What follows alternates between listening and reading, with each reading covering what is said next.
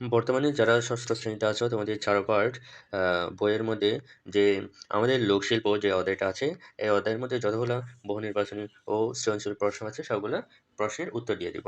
দেখো তোমাদের বইয়ের এই যে আমাদের লোকশিল্প এই অধ্যায়ের মধ্যে যাও, এই অধ্যায়ের মধ্যে দেখো, এই অধ্যায়ের মধ্যে তোমাদের বইয়ের ৪৭ পৃষ্ঠার মধ্যে গিয়ে নিচের দিকে এই যে প্রশ্ন পাবে যে দেখো নমুনা প্রশ্ন।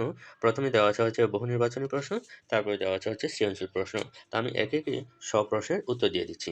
দেখো প্রথমে বহু নির্বাচনী প্রশ্নের উত্তর দিয়ে দিব। দেখো ১ নম্বরের মধ্যে বলা আছে, কোন লোকশিল্পটি মুঘল বাদশাহদের বিলাসের বস্তু ছিল?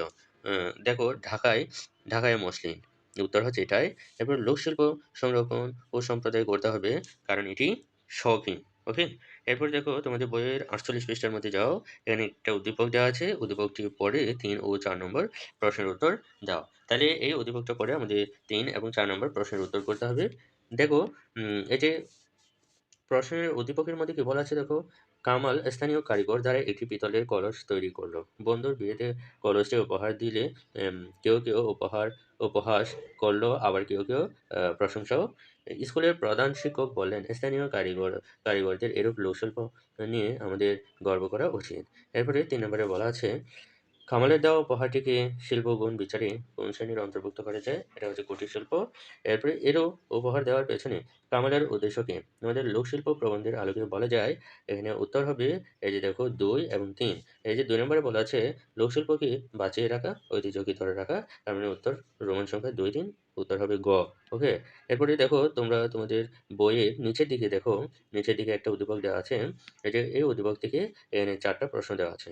এই ৪ টা প্রশ্নের উত্তর দিতে হবে। তো আমি উদ্দীপকটা পড়তেছি না, উদ্দীপকটা তোমরা নিজেরাই পড়বা। আমি ক, খ, গ, ঘ এই ৪ টা প্রশ্নের উত্তর দিয়ে দিচ্ছি। এগুলো কিন্তু খুব সহজে রেডি করেছি। এগুলোর উত্তর দিয়ে দিচ্ছি। দেখো এখানে ৪৯ পৃষ্ঠার মধ্যেও কিন্তু আরেকটা সৃজনশীল আছে। এখানেও সেম ২ এর মধ্যে এই যে একটা উদ্দীপক দেওয়া আছে, তারপরে এখানে ৪ টা প্রশ্ন দেওয়া আছে। তো আমি এরপরেই কিন্তু এই প্রশ্নের উত্তরগুলো দিয়ে দিব। এরপরে দেখো তোমাদের সৃজনশীল প্রশ্ন ১ নম্বরে বলা ছিল এই যে ১ নং সৃজনশীল প্রশ্ন ও উত্তর। ১ নম্বরে কি বলা ছিল দেখো, কোন এলাকার মাদুর সকলের কাছে পরিচিত? খুলনা এলাকার মাদুর সকলের কাছে বিশেষভাবে পরিচিত।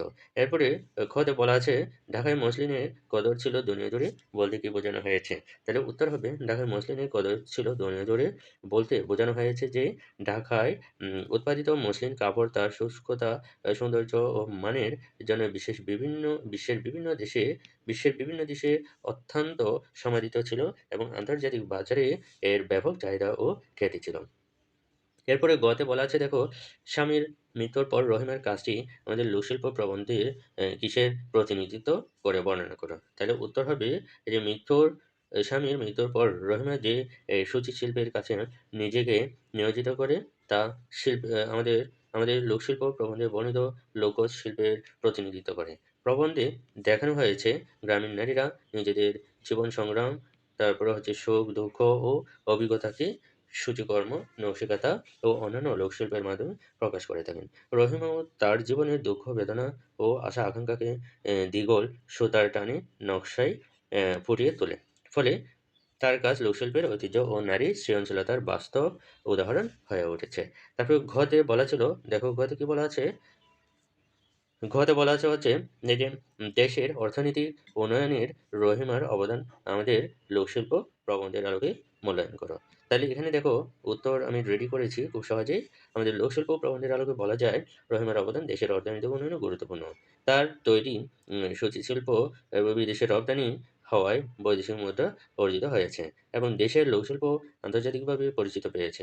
একই সঙ্গে রহিমা নিজে স্বাবলম্বী হয়ে উঠেছে এবং গ্রামীণ নারীদের কর্মসংস্থানের পথ দেখিয়েছে। এভাবেই লোকশিল্পের বিকাশের মাধ্যমে সে জাতীয় অর্থনীতিতে ভূমিকা রাখে, যা দেশের সামগ্রিক অর্থনৈতিক উন্নয়নে সহায়ক। তাহলে দেখো এখন ২ নং সৃজনশীল প্রশ্নের উত্তর দিয়ে দিচ্ছি। তো এখানে দেখো প্রশ্নগুলো খুব সুন্দর করে সাজিয়েছি। দেখো উম ২ নং সৃজনশীল প্রশ্ন ও উত্তর। তো প্রশ্নগুলো আমি উপরেই লিখেছি, তারপরে উত্তর বলে আমি উত্তরগুলো দিয়ে দিয়েছি। ঠিক আছে? দেখো কোন লোকশিল্পটির কাজের ঐতিহ্য আমাদের দেশে বহু যুগের? এটা হচ্ছে আমাদের দেশে মৃৎশিল্পের কাজের ঐতিহ্য বহু যুগের। খতে বলা আছে দেখো, খতে বর্ষাকাল নকশিকাঁথার তৈরির জন্য উপযুক্ত সময় কেন? তাহলে উত্তর হবে বর্ষাকালে কৃষিকাজ তুলনামূলকভাবে কম থাকে এবং ঘরের ভিতরে অবস্থান বেশি করতে হয়। এ সময় নারীরা অবসর পায় এবং সূচিকর্মে মনোযোগ দিতে পারে। তাই বর্ষাকাল নৈসিকতা তৈরির জন্য উপযুক্ত সময়। এরপরে দেখো সেঁজুতির উদ্যোগ কোন কারিগরি শিল্পের প্রতিনিধিত্ব করে ব্যাখ্যা করো। তাহলে উত্তর হবে সেঁজুতির উদ্যোগ মৃৎশিল্প শিল্পী বা কুমারের শিল্পের প্রতিনিধিত্ব করে, কারণ সে মেলায় মাটি তৈরি পুতুল জমা দিয়েছে। মাটির পুতুল তৈরি করা মৃৎশিল্পের একটি গুরুত্বপূর্ণ অংশ। এই শিল্পে কুমাররা মাটি দিয়ে মানুষের জীবন, পরিবার ও সমাজের নানা দৃশ্য ফুটিয়ে তোলেন। সেঁজুতির তৈরি পুতুলগুলো একটি গ্রামীণ পরিবারকে তুলে ধরায় মৃৎশিল্পের ঐতিহ্য ও সামাজিক বাস্তবতা স্পষ্টভাবে এই যে প্রকাশ পেয়েছে। এরপরে দেখো ২ নং সৃজনশীল প্রশ্নের ঘ এর উত্তর, উদ্দীপকে লোকশিল্প বাঁচিয়ে রাখার যে তাগিদ অনুভূত হয়েছে তা আমাদের লোকশিল্প প্রবন্ধের মূল বক্তব্যকে সমর্থন করে কি? তো আমার উত্তরের পক্ষে যুক্তি দাও। তাহলে উত্তর দেখো, হ্যাঁ, উদ্দীপকে লোকশিল্প বাঁচিয়ে রাখার যে তাগিদ অনুভূত হয়েছে তা আমাদের লোকশিল্প প্রবন্ধের মূল বক্তব্যকে সম্পূর্ণভাবে সমর্থন করে। প্রবন্ধে বলা হয়েছে সময় ও রুচির পরিবর্তনের কারণে আমাদের লোকশিল্প আজ অবহেলার শিকার ও ধ্বংসের পথে। তাই এসব শিল্প সংরক্ষণ ও পৃষ্ঠপোষকতা করা জরুরি। উদ্দীপকেও একইভাবে লোকশিল্প রক্ষার প্রতি গুরুত্ব আরোপ করা হয়েছে এবং সতর্ক করা হয়েছে যে অবহেলা করলে এই শিল্প ঐতিহ্যবাহী শিল্প ধারা বিলুপ্ত হয়ে যাবে। ফলে উদ্দীপকের বক্তব্য প্রবন্ধের মূল ভাবনার সঙ্গে সঙ্গতিপূর্ণ। তো এখানে যে অধ্যায়ের মধ্যে যে প্রশ্নগুলো ছিল সবগুলো প্রশ্নের উত্তর দিয়ে দিলাম। তো এটাই হচ্ছে আজকের ভিডিও।